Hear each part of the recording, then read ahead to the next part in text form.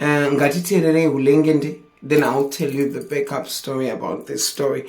Ngatiterere ulengende, ndine 2 voice notes za ulengende. The first one, this one. Let us listen to what he's saying.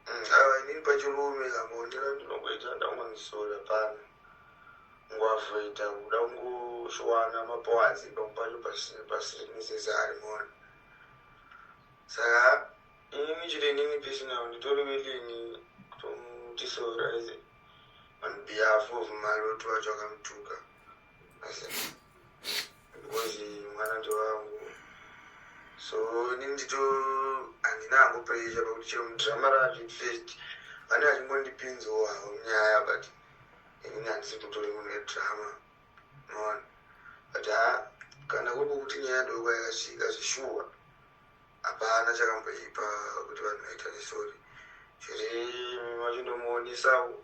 Akaumage musoro bandomuonisawo hapana ngoti nakwinisori zvitotaze zvipfuure hapana because ne haisimbori stereki zvekuti utisora panborina stereki zvakamataura nawo asi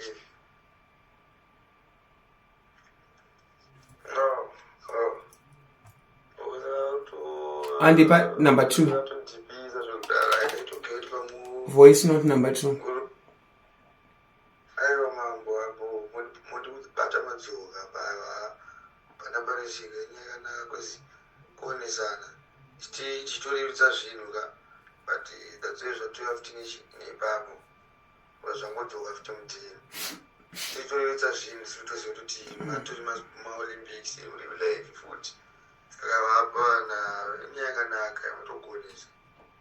Ayo mambo hapo mundi kupata madzoga pana parishika nyaya kana kwezi kuone sana chitorerutsa zvinhu ka but that's what you have to good.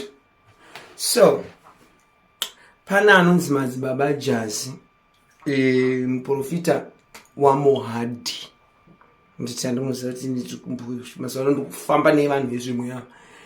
Kamuprofita wezvemweya uyu anonzi wandakaintroducewo nemwe munhu anonzi madzibaba Jazi anoprofita the vice president. Tine 2 vice presidents, Chiwenga, General Chiwenga and Mohadi. Anoprofita Mohadi. I began to talk to him nedare rangu. Sezvinei ndakaisa dare raMaloti ndakati vaiti ndikuona ropa pamuri queen. Pane munhu wamuda kuuraya munhu uyu ari kutofa munhu. Ndiani munhu uyu? Ndakati ndiMaloti. Maloti. Second wife ya Ulengende. Queen munoziva tine ukameri na Ulengende kati saka uyu madzibaba Jazi akarerwa nababa wa Ulengende. Baba wa Ulengende muprofita futi. Saka madzibaba Jazi akamva aita reach out kuna Ulengende akati imimi mukasa apologize kuna Queen ndaona ropa riri kudonha. Queen havana miko inodonha senge uyu mwana uyu ari kutofa Maloti, asi mwana wako ari kurarama Ulengende. Saka uyu ndi Ulengende anga kuti aiwa on behalf of Maloti ndine urombo. Ulengende hapana chawakanitadzira ende wautombofanira kutaura naMaloti. Maloti naKatarina ndo vakaenda kumba kwamai vangu vakanoita mafilimu.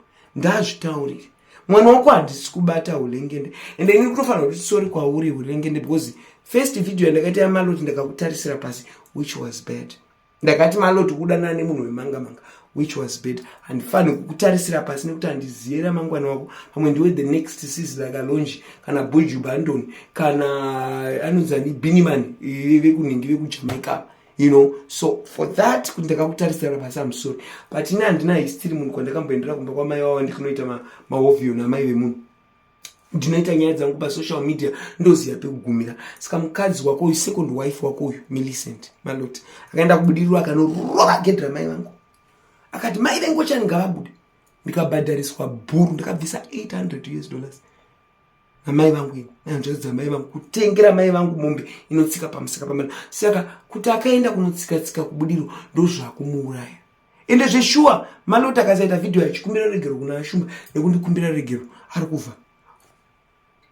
I just want to make it clear. And I don't have anything against Madzibaba Ajasi. Madzibaba Ajasi, thank you so much. I love you. Thank you so much.